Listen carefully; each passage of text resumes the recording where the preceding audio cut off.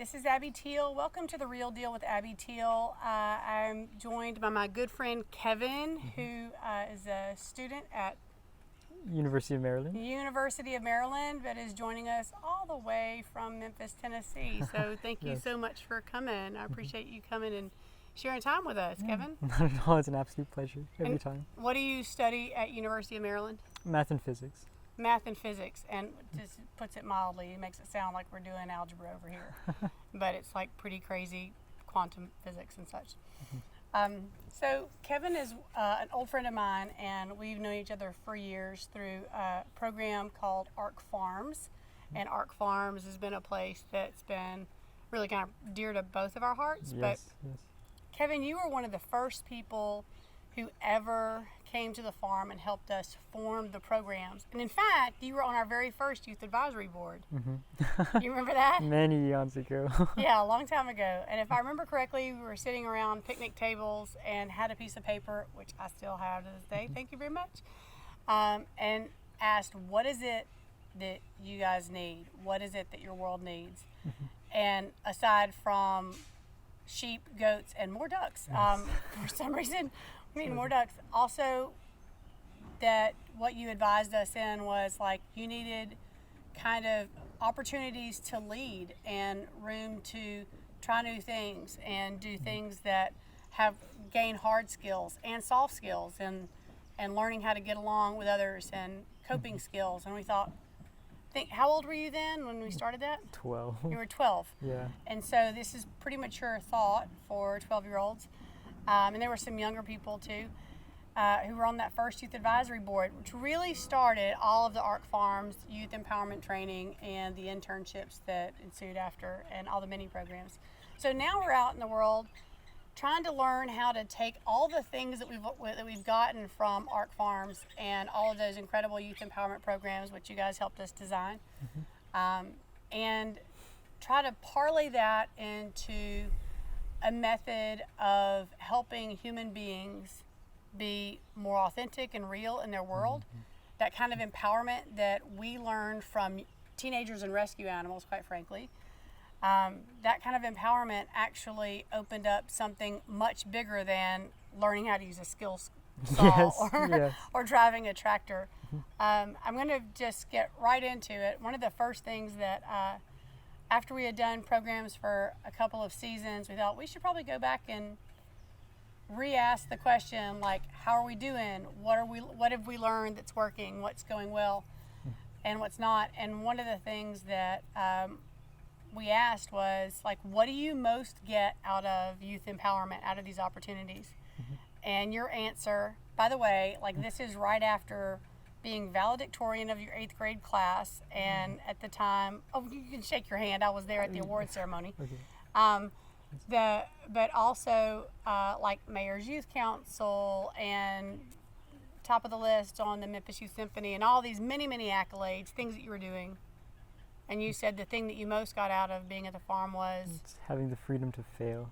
having the freedom to fail. Can you elucidate? Can you say more about what that is? What is the freedom to fail? Yes. And why would someone who's so successful want something like the freedom to fail? Well, already, like, in case you couldn't tell, I was held to a very high standard, right? Like, think of the classic honors kid. Like, they have to be perfect. They have to do everything. They have to, like, be good at everything that they do, even if they're clueless about it. They don't have any opportunities to make mistakes and to learn from those mistakes. They just have to get it. And it's just, you lose a lot of experience that way, but it's also like there's so much pressure to, like, maintain this image of being somebody, like, so reliable, somebody who's so, like, you can expect to perform. You can expect to perform. Those are powerful words, Kevin. So you feel like even very early for kids who are really doing well, making good grades, not getting into any trouble at school, that you're still experiencing incredible pressure. Okay, so we had to move indoors because we got rained out. So I'm going to go back and revisit the question that I was talking to you about before we came inside. And that was, you had just been saying that it's academic pressure, not even necessarily from the outside world, but for sure, college applications and the pressure of Tell me about that. With applications, you never feel like you're good enough for any of them, right? Just to, and again with that, like, excellence as a virtue thing, it's not bad, but like, it's just not being raised to like pursue excellence, but just.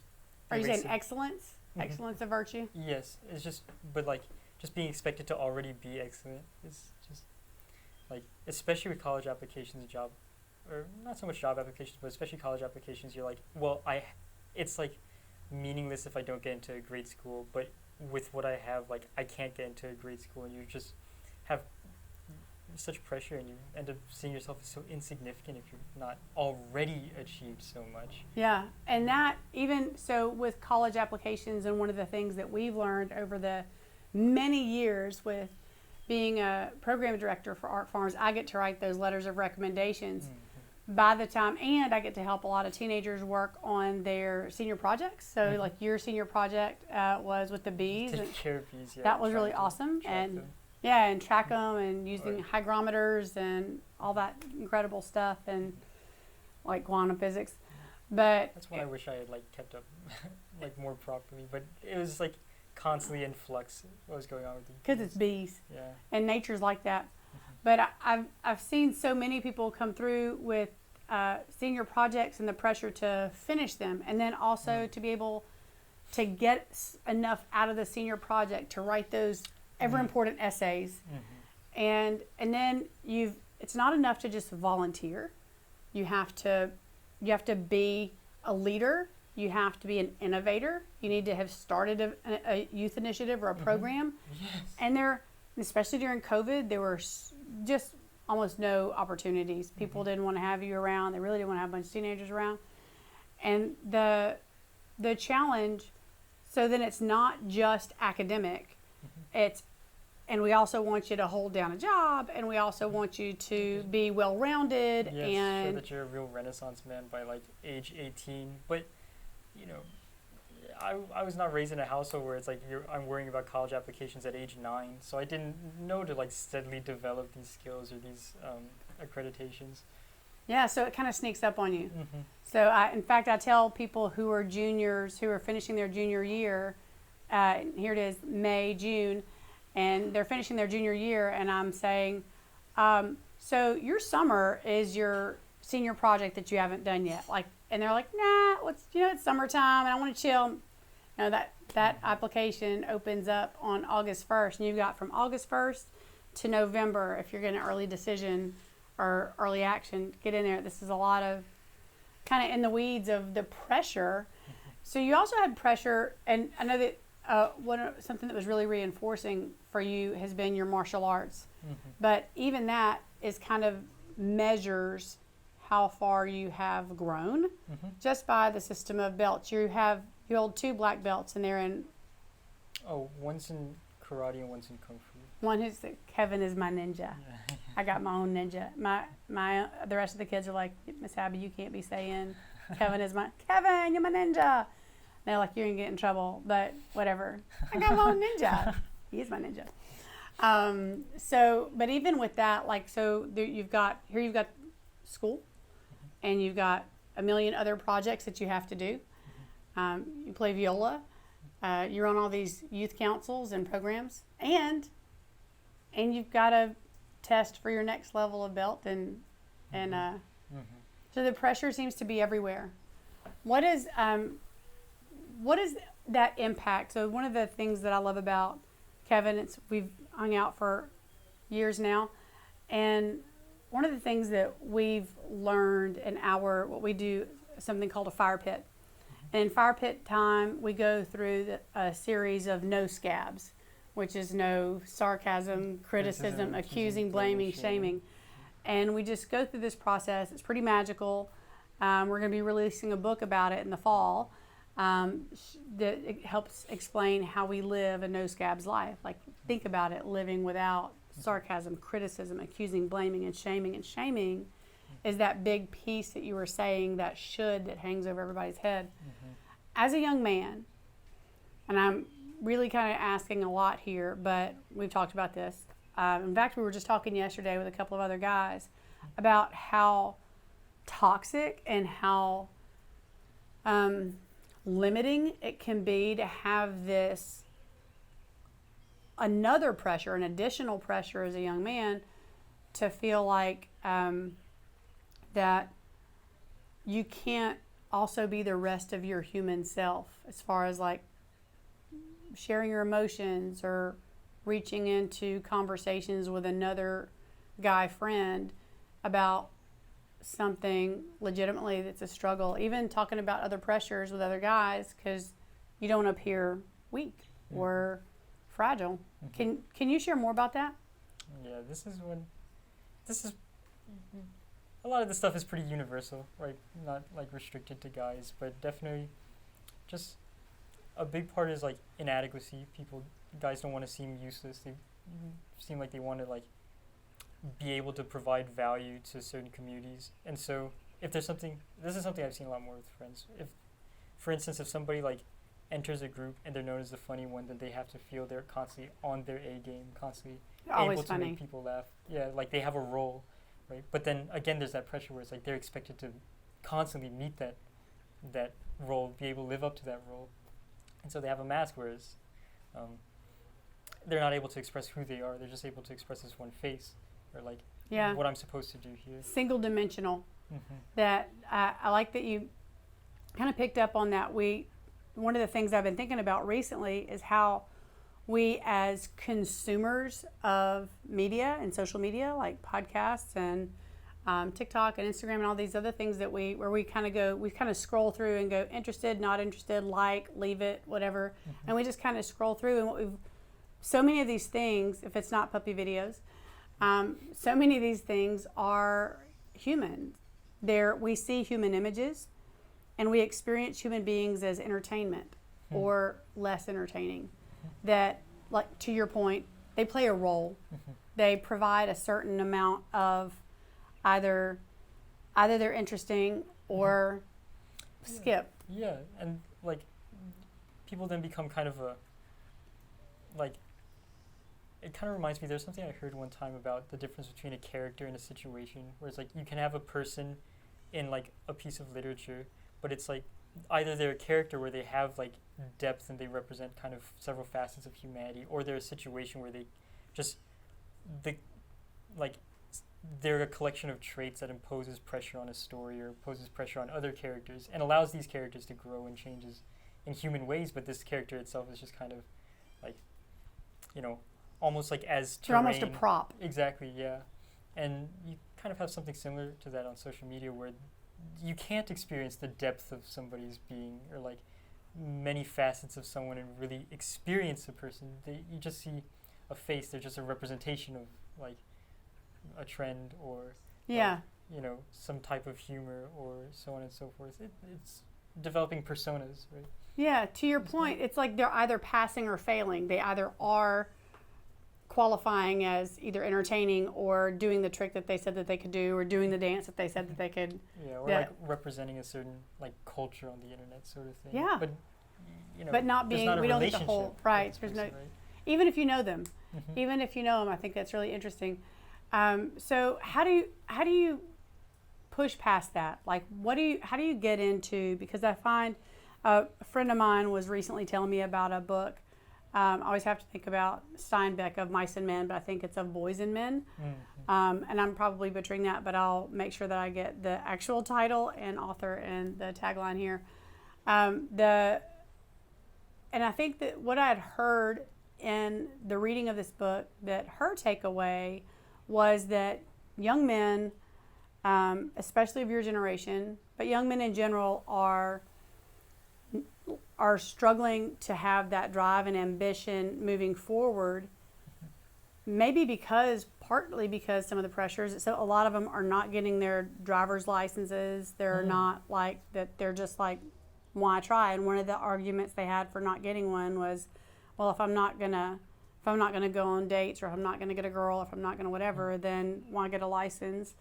And I've actually heard some guys around here, 18, 19 years old, and still don't have their license. Back when I was a kid, We were driving without a license for show at 14 years old. If your foot could reach the pedal, and on the farm, we'll put a pressure wedge in the tractor switch so that you can drive the tractor on the farm.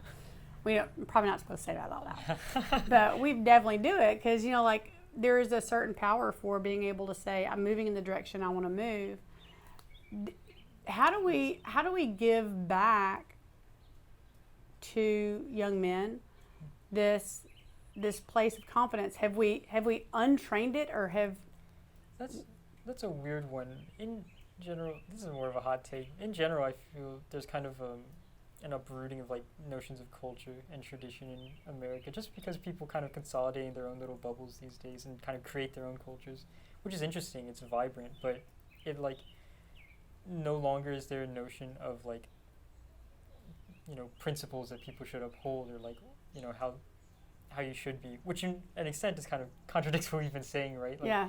It's that pressure to be something isn't good, but simultaneously people need structure. They need things that they can achieve or want to achieve, things that they can take pride in and be able to look at themselves and be like, you're doing phenomenal, right? Yeah.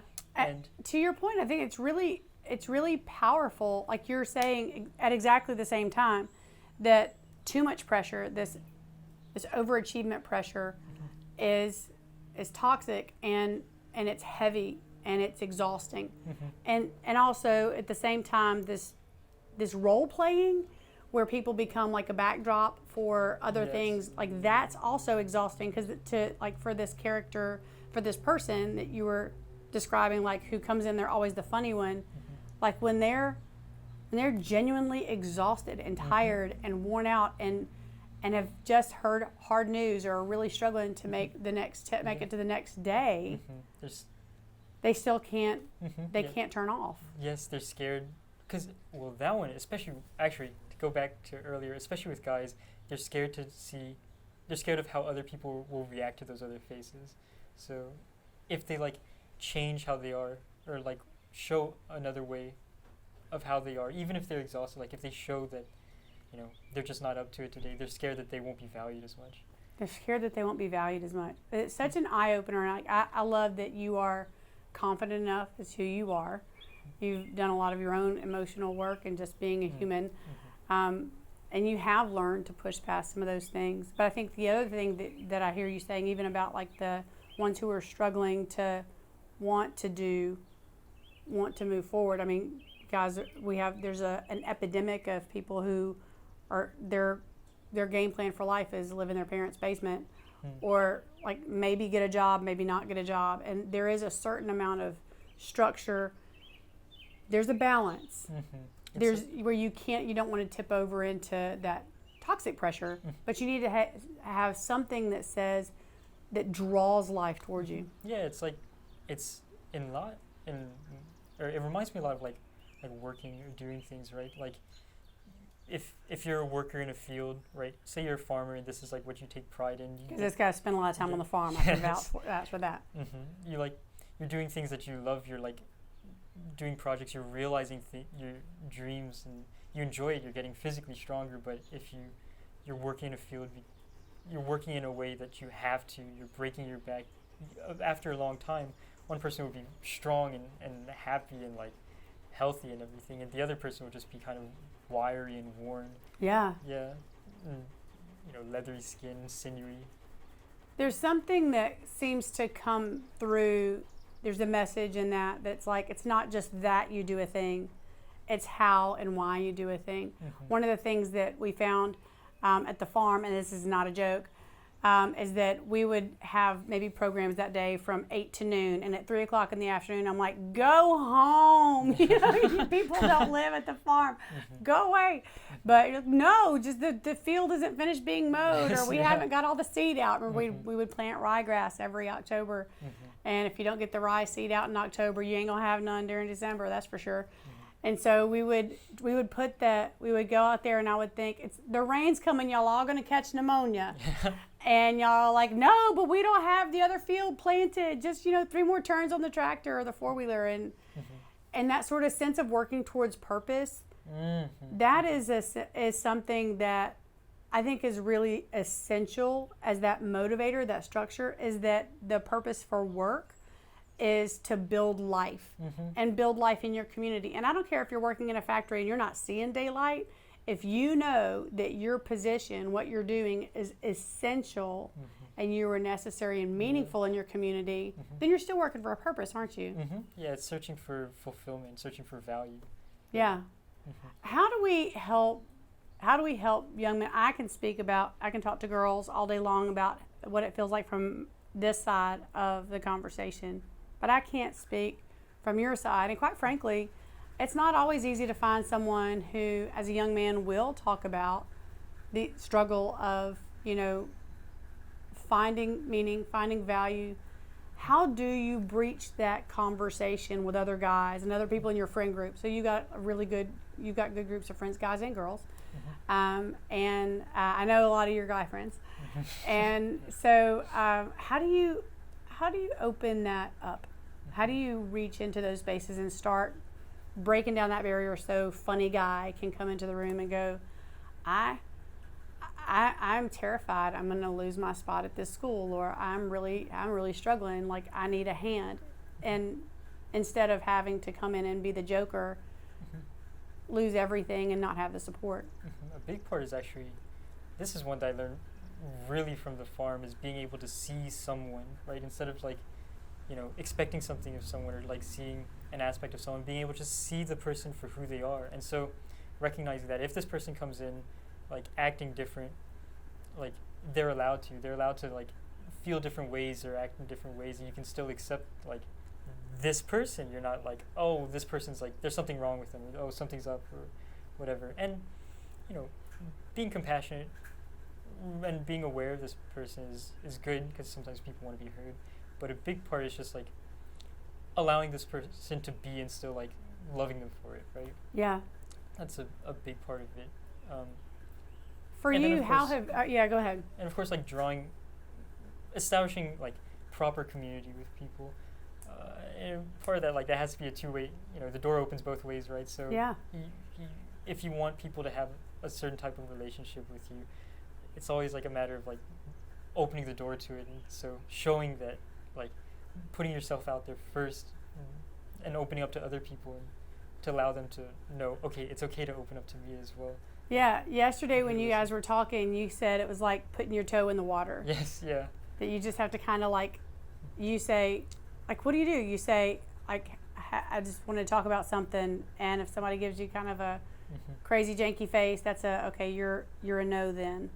Try the next one. Yeah, especially with guys, it really is like they like just look through the door, the little slot on the door. It's, but from behind it, it's hard for guys to just open up, or to seek to like connect with each other.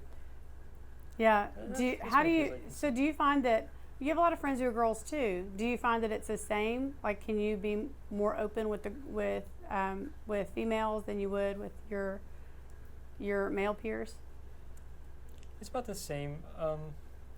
With guys, it's a bit just more awkward in that way. It feels like, because it feels like you're kind of, if there's something that you want to talk about, or like particularly like expressing yourself, like, man, I worry about this or that, like you kind of beat around the bush, and like, when's a good chance to talk about this with this person, or is it okay, will this person like support me, or like provide the proper advice? But it feels like with girls, like certainly with your daughters, like I could just be like, I wonder about this thing, or like just you just talk something that's going on. Yeah, and it's just more natural. It's almost like it's not so big a deal. So let me ask you something that we can share, because y'all don't all know my daughters, but one thing that's different about my kids is that they've been raised with no scabs. And that's really such a core principle of our training. How effective or how important do you think no scabs is as a guiding principle in relationships, or a way to help open up this kind of communication? Yeah, no scabs in my mind really is like flicking the switch. It strikes at the core of what community is in my mind, because it teaches acceptance, it teaches love, it teaches community where you're recognizing people. You're not recognizing people, but you're opening the door to allow humans to connect, right? Like, and just showing each other, like what I was saying earlier, showing each other that like, you know, I will accept you in all your facets, sort of thing. Yeah, because humans are really multifaceted, and I think that's when we get into some of the no scabs discussions, that what we find is that when I'm talking about like what I have been critical about myself, or I feel like others are critical about me, and I open this up, this space, and this is like for no criticism or no accusing. As we go through the no scabs training, which is that's the whole manual piece is in the book. As we go through that training, and it's really quick, you just start seeing. I mean, almost immediately, the people in the room with you, and you go, or in the space with you, and you go, "You're the same kind of human I am." It's surprising, and you go, "Well, I really saw you as someone. I really thought you were stoic and hard to know, or I maybe thought that you were kind of edgy and cool, and you're just a person. Like you feel and love and fear like I do." That's a big piece in it. Yeah, that was something that I really like enjoyed at Arc Farms. You learn how to like experience people, right? Experience people more like in depth.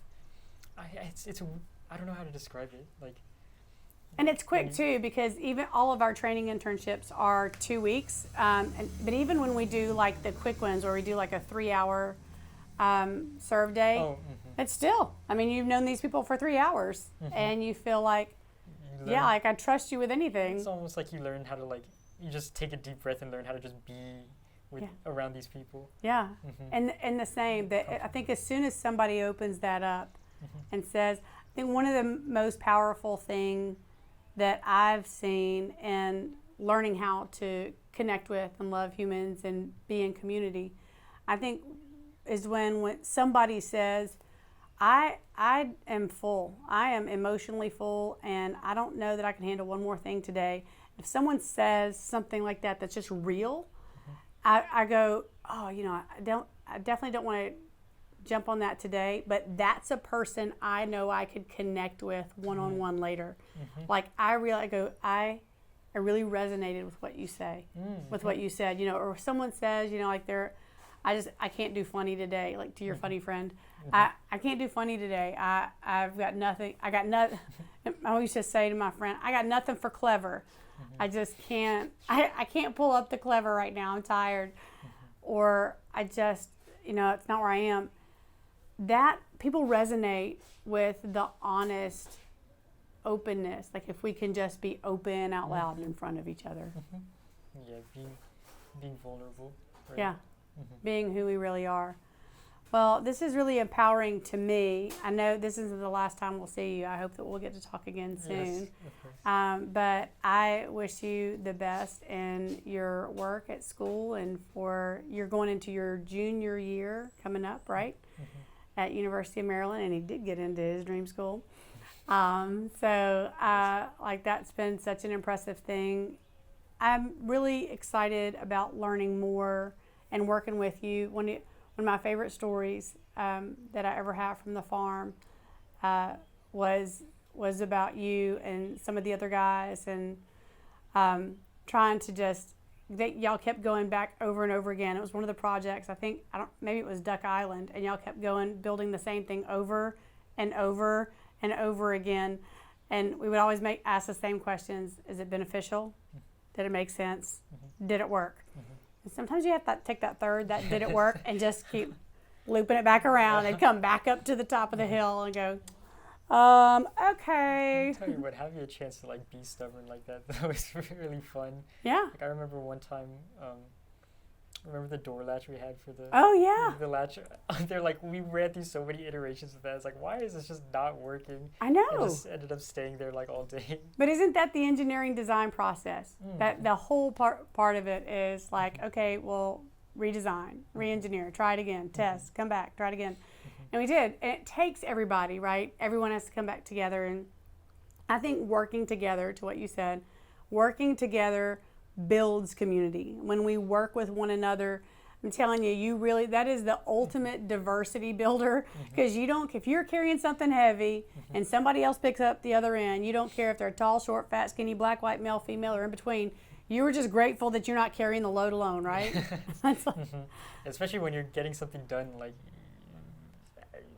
people contribute, and you're like, oh yes, like this thing is getting done. And yeah, because yes, we'll get stuck in our mind.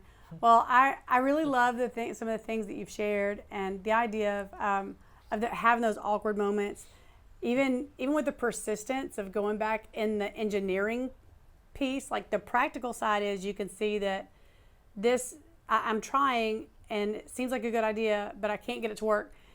But if you keep going and you keep at it, and you bring in other voices and other ideas and other hands and say, well, what skill do you have? Oh, well, we didn't have you yet. You're a welder. You can come, you weld this thing, and then, well, that'll solve the problem. In the same way with those relationships and that connection and building community, it also requires that kind of persistence. Maybe you try with someone and you're like, I really want to share with them. I really want to be able to connect, whether you're a young man or a young woman, or reaching across other boundaries, that you say, man, I really want to connect, but I'm struggling. And you try and you push into that awkward space. Maybe it doesn't work the first time. Maybe that wasn't the person you can connect with really easily. Don't give up. Keep pushing. Be persistent. Because there's real relationship and real community waiting on the other side of awkward moments. Yeah, it's admirable having that ability to be like, it's not a big deal, not in the sense of you're trivializing people, but rather you're recognizing them as people. You're like, yeah, it's just a person. Yeah. Right? It's like, yeah, we can make this work, and not bashing your head against the wall because you're like expecting, oh, this is how it should be. Just come on, man, and include them, right? Yeah. Yeah. Take the should out. Yes.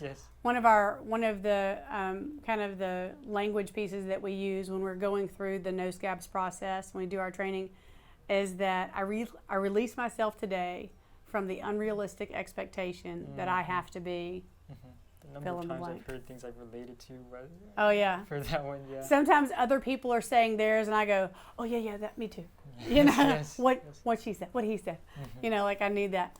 But yeah, it's encouraging, and even looking forward towards some of the young people who are struggling to have that get up and go, to try, if they've, during the process of like COVID or some of the different changes that have happened in our society in the last few years that have kind of drawn us into these bubbles, as interesting and as cute and as colorful and flavorful as those bubbles are.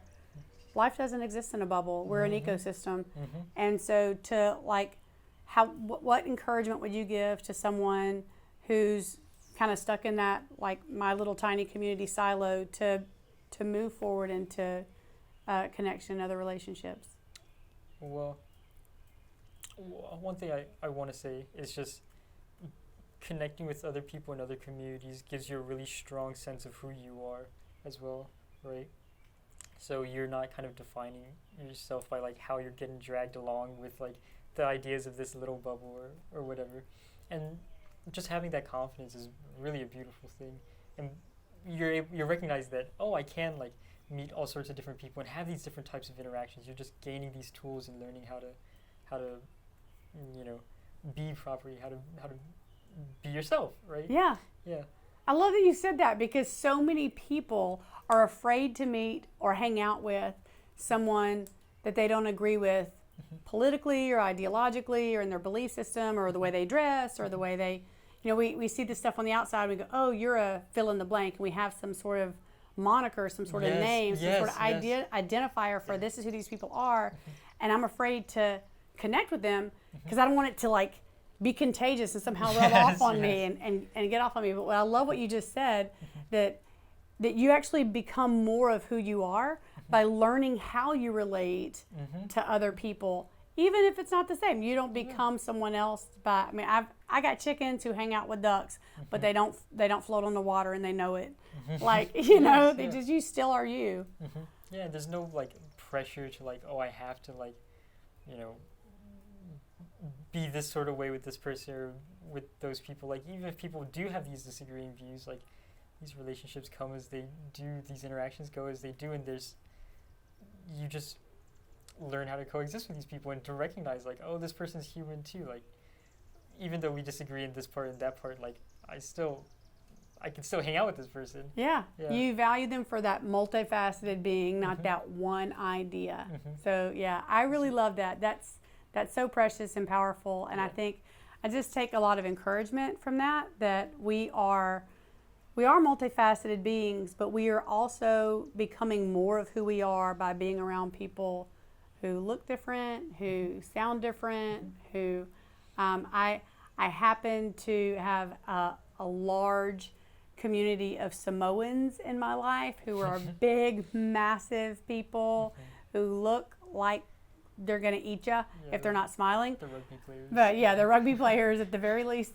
And they kind of have this look, and then you go up and talk to them, they're like, oh, hello, can I help you with something? And it's like, oh my gosh, you're the nicest person in the world. But you didn't look like if I had just not gotten to know these people from the outside, what a loss. What a loss. Because I am more of a multifaceted human being who can kind of see beyond even my exterior by knowing someone whose exterior doesn't match the sound of their voice. And so Kevin, thank you so much for joining us today. It's been a delight. I'm so grateful, and we will definitely come up with some road trips and go visit some other ARC farms in this summer. We're going to do this. All right, so thanks so much for joining us for The Real Deal with Abby Teal, and we're talking more about humans. Check us out on abbyteal.com, and there will be some more tips and tricks too on our social media for how to push past those awkward moments. So have a look for the Hey Human tips and tricks coming out, and also pushing past awkward. So thanks so much. Good to see you, man. Good to see you too. Thank you.